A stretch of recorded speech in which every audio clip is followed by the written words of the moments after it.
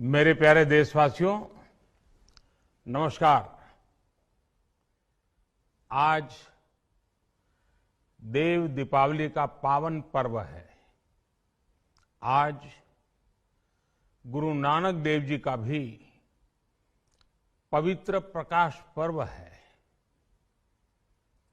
मैं विश्व भर में सभी लोगों को और सभी देशवासियों को इस पावन पर्व पर हार्दिक बधाई देता हूं। ये भी बहुत सुखद है कि 1.5 साल के अंतराल के बाद करतारपुर साहिब कॉरिडोर अब फिर से खुल गया है। साथियों, गुरु नानक जी ने कहा है, बीच दुनिया सेवी कमाइए त दरगिही बेसन पाइए। यानी संसार में सेवा का मार्ग अपनाने से ही जीवन सफल होता है। हमारी सरकार इसी सेवा भावना के साथ देशवासियों का जीवन आसान बनाने में जुटी है। न जाने कितनी पीढ़ियां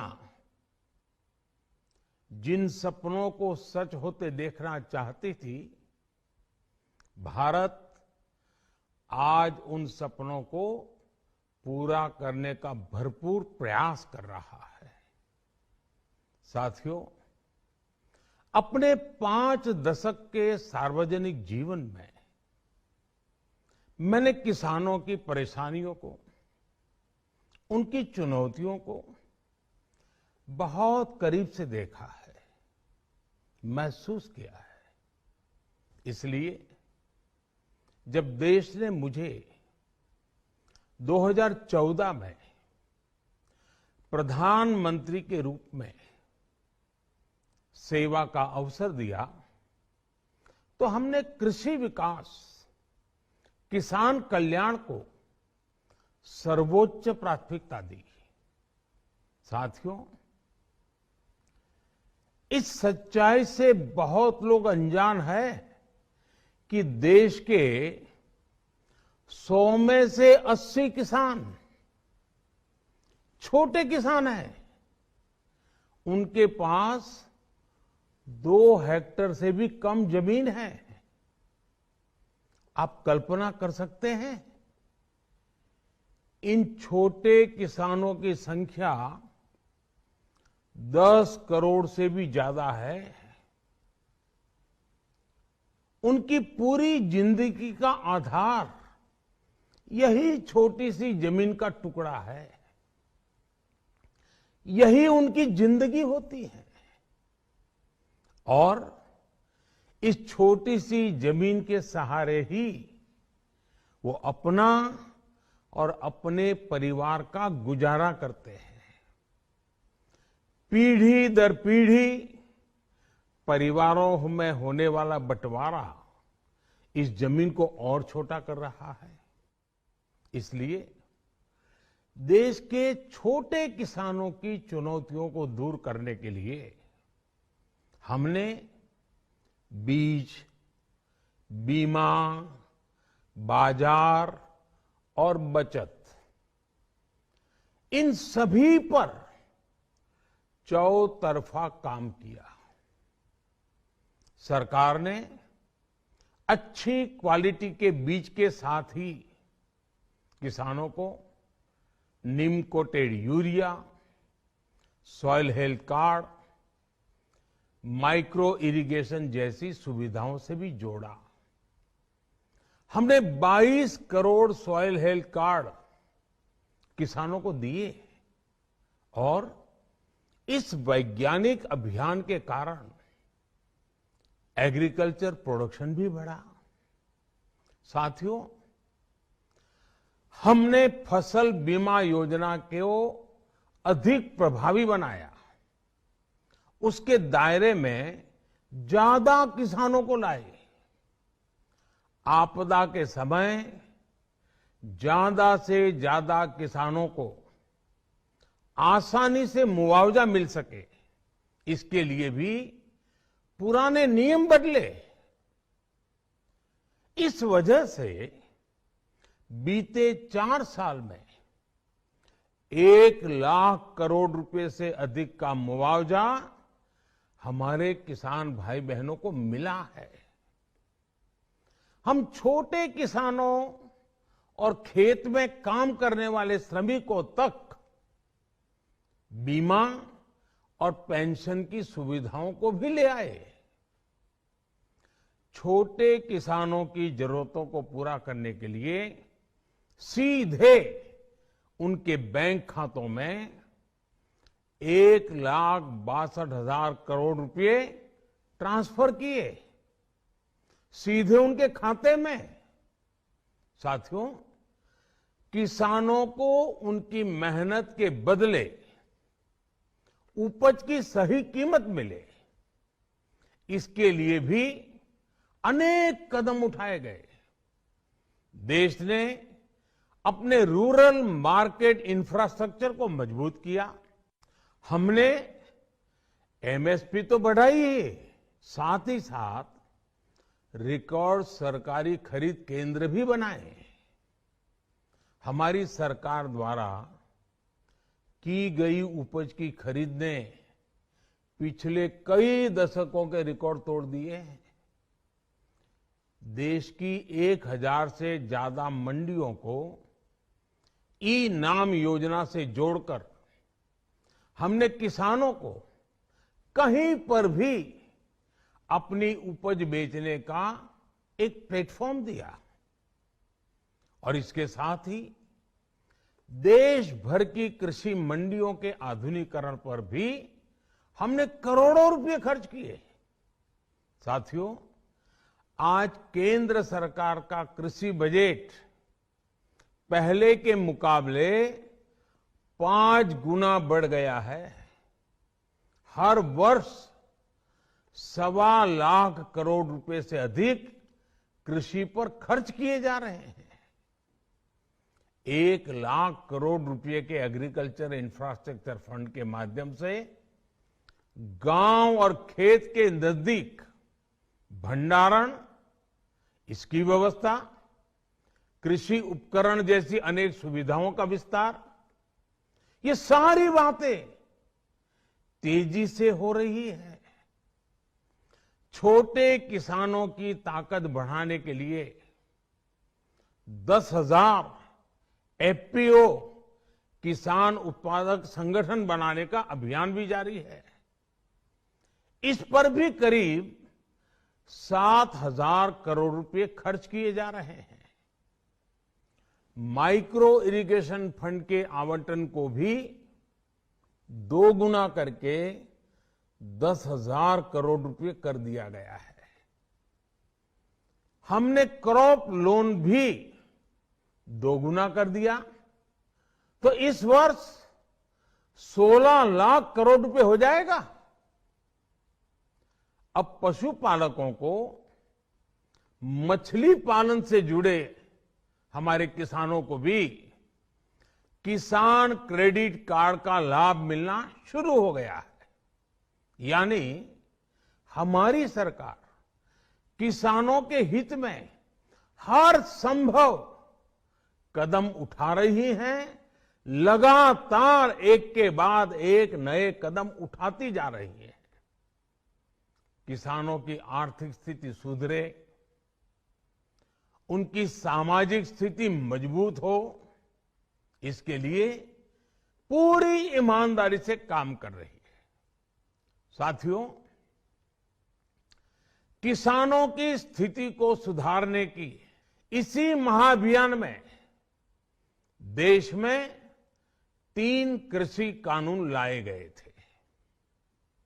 मकसद ये था कि देश के किसानों को, खासकर छोटे किसानों को और ताकत मिले, उन्हें अपनी उपज की सही कीमत और उपज बेचने के लिए ज्यादा से ज्यादा विकल्प मिले। बरसों से ये मांग देश के किसान, देश के कृषि विशेषज्ञ, देश के कृषि अर्थशास्त्री, देश के किसान संगठन लगातार कर रहे थे। पहले भी कई सरकारों ने इस पर मंथन भी किया था। इस बार भी संसद में चर्चा हुई, मंथन हुआ और ये कानून लाए गए। देश के कोने कोने में कोटि कोटि किसानों ने, अनेक किसान संगठनों ने इसका स्वागत किया, समर्थन किया। मैं आज उन सभी का बहुत बहुत आभारी हूं, धन्यवाद करना चाहता हूं। साथियों, हमारी सरकार किसानों के कल्याण के लिए, खासकर छोटे किसानों के कल्याण के लिए, देश के कृषि जगत के हित में, देश के हित में, गांव गरीब के उज्जवल भविष्य के लिए पूरी सत्यनिष्ठा से, किसानों के प्रति पूर्ण समर्पण भाव से, नेक नियत से ये कानून लेकर आई थी। लेकिन इतनी पवित्र बात, पूर्ण रूप से शुद्ध किसानों के हित की बात, हम अपने प्रयासों के बावजूद कुछ किसानों को समझा नहीं पाए। भले ही किसानों का एक वर्ग ही विरोध कर रहा था, लेकिन फिर भी ये हमारे लिए महत्वपूर्ण था।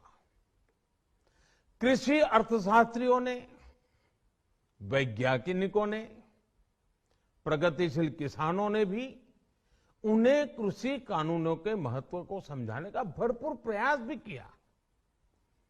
हम पूरी विनम्रता से, खुले मन से उन्हें समझाते रहे। अनेक माध्यमों से व्यक्तिगत और सामूहिक बातचीत भी लगातार होती रही। हमने किसानों की बातों को, उनके तर्क को समझने में भी कोई कोर कसर बाकी नहीं छोड़ी। कानून के जिन प्रावधानों पर उन्हें ऐतराज था, सरकार उन्हें बदलने के लिए भी तैयार हो गई। 2 साल तक हमने इन कानूनों को सस्पेंड करने का भी प्रस्ताव दिया। इसी दौरान ये विषय माननीय सर्वोच्च न्यायालय के पास भी चला गया। ये सारी बातें देश के सामने है, इसलिए मैं इनके अधिक विस्तार में नहीं जाऊंगा। साथियों, मैं आज देशवासियों से क्षमा मांगते हुए सच्चे मन से और पवित्र हृदय से कहना चाहता हूं कि शायद हमारी तपस्या में ही कोई कमी रही होगी, जिसके कारण दिए के प्रकाश जैसा सत्य कुछ किसान भाइयों को हम समझा नहीं पाए। आज गुरु नानक देव जी का पवित्र प्रकाश पर्व है। ये समय किसी को भी दोष देने का नहीं है। आज मैं आपको, पूरे देश को ये बताने आया हूं कि हमने 3 कृषि कानूनों को वापस लेने का, रिपील करने का निर्णय लिया है। इस महीने के अंत में शुरू होने जा रहे संसद सत्र में, इसी महीने में, हम तीनों कृषि कानूनों को रिपील करने की संवैधानिक प्रक्रिया को पूरा कर देंगे। साथियों, मैं आज अपने सभी आंदोलनरत किसान साथियों से आग्रह कर रहा हूं, आज गुरु पर्व का पवित्र दिन है। अब आप अपने अपने घर लौटे, अपने खेत में लौटे, अपने परिवार के बीच लौटे। आइए एक नई शुरुआत करते हैं, नए सिरे से आगे बढ़ते हैं। साथियों, आज ही सरकार ने कृषि क्षेत्र से जुड़ा एक और अहम फैसला लिया है। जीरो बजट खेती यानी प्राकृतिक खेती को बढ़ावा देने के लिए देश की बदलती आवश्यकताओं को ध्यान में रखकर क्रॉप पैटर्न को वैज्ञानिक तरीके से बदलने के लिए एमएसपी को और अधिक प्रभावी और पारदर्शी बनाने के लिए ऐसे सभी विषयों पर भविष्य को ध्यान में रखते हुए निर्णय लेने के लिए एक कमेटी का गठन किया जाएगा। इस कमेटी में केंद्र सरकार, राज्य सरकारों के प्रतिनिधि होंगे, किसान होंगे, कृषि वैज्ञानिक होंगे, कृषि अर्थशास्त्री होंगे। साथियों, हमारी सरकार किसानों के हित में काम करती रही है और आगे भी करती रहेगी। मैं गुरु गोविंद सिंह जी की भावना में अपनी बात समाप्त करूंगा। देहि शिवावर मोहे इहे, शुभ कर्मन ते कबहू न टरो। हे देवी, मुझे ये वर दीजिए कि मैं शुभ कर्म करने से कभी पीछे ना हटूं। जो किया किसानों के लिए किया, जो कर रहा हूं देश के लिए कर रहा हूं। आप सभी के आशीर्वाद से मैंने मेहनत में पहले भी कोई कमी नहीं की थी। आज मैं आपको विश्वास दिलाता हूं कि अब और ज्यादा मेहनत करूंगा ताकि आपके सपने साकार हो सके, देश के सपने साकार हो सके। आपका बहुत बहुत धन्यवाद। नमस्कार।